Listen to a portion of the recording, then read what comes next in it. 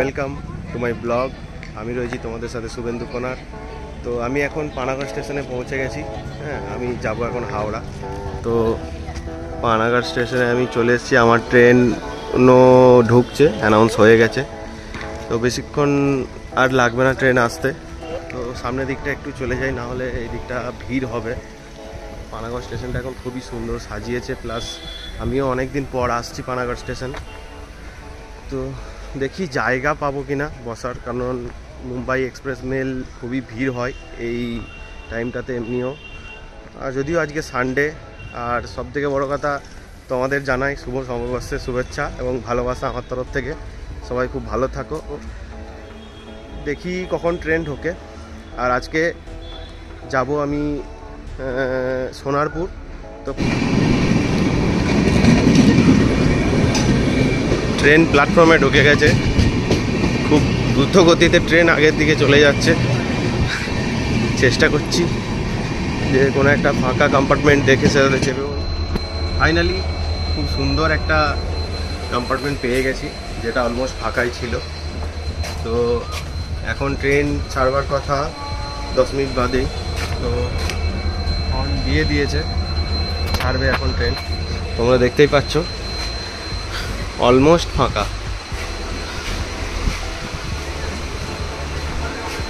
খুব কম প্যাসেঞ্জার আছে। মেবি আজ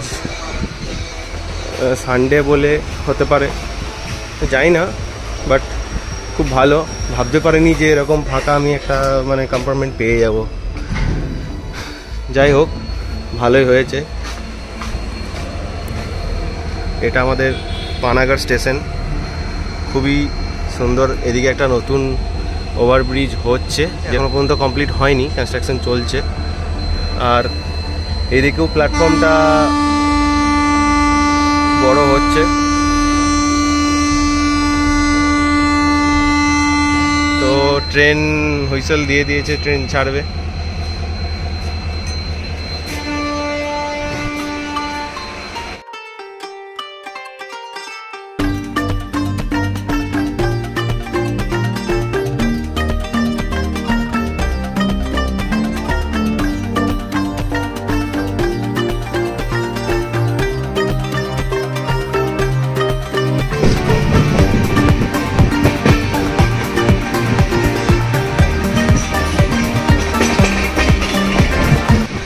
ট্রেন এখন বর্ধমান স্টেশন ঢুকছে।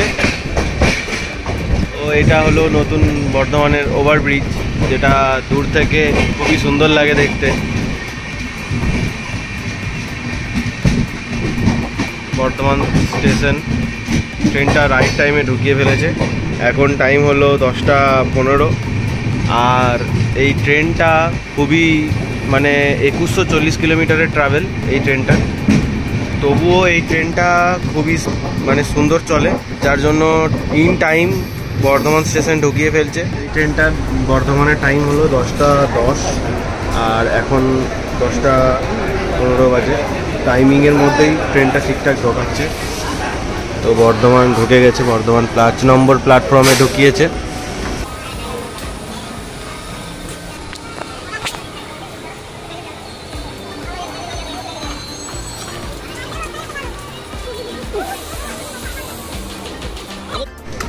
ট্রেন বর্ধমান স্টেশন ছেড়ে দিয়েছে। এখন 10টা 19 মধ্যে ট্রেন ছেড়ে দিয়েছে বর্ধমান স্টেশন থেকে। খুবই তাড়াতাড়ি ছেড়ে দিল, বেশিক্ষণ হল্ট করেনি।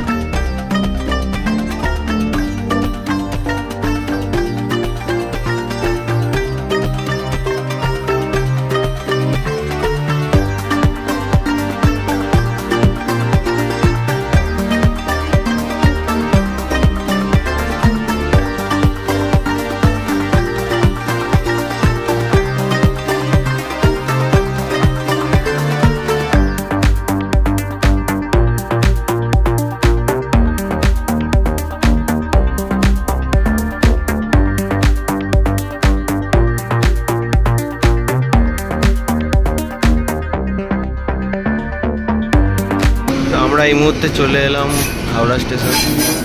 আমাদের ট্রেন হাওড়া স্টেশন ঢুকছে।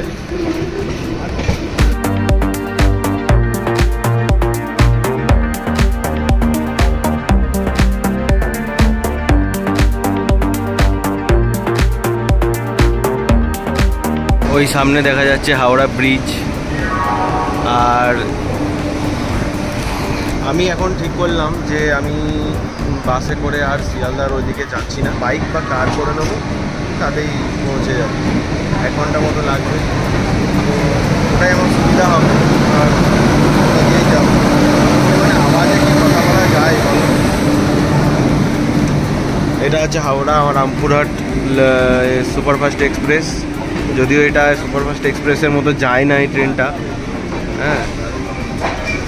এটা হাওড়া আজিমগঞ্জ, সরি রামপুরহাট দিয়েই যাবে হাওড়া আজিমগঞ্জের ট্রেন। আমাদের ট্রেন ঢুকছে ওদিকে, যাত্রীরা সব আগে নামবো করে পাগল হয়ে যাচ্ছে, তাই ওদেরকে আগে দিয়ে আমি পিছনে দাঁড়িয়ে রইলাম।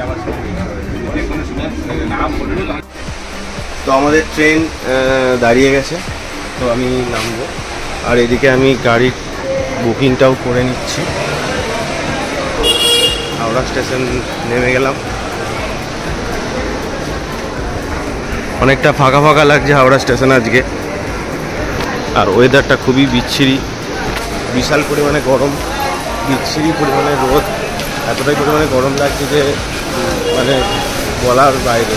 কলকাতাতে এরকম হয় জেনারেলি গরমটা। তো দেখা যাক, বাইকে ভাবছি যাব, তো কতটা কি গরম হয়, কি হয় না হয়, দেখি কী করা যায়।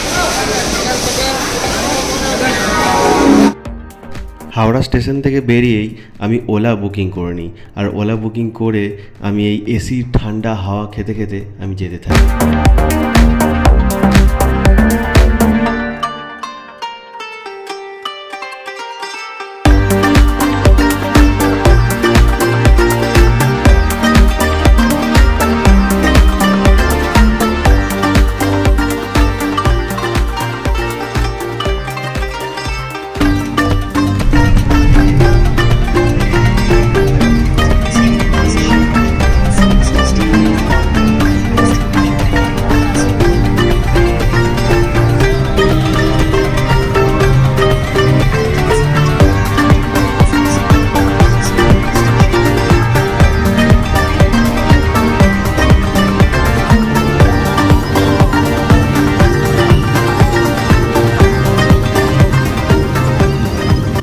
দুপুর 2টো নাগাদ বাড়ি পৌঁছে যাই।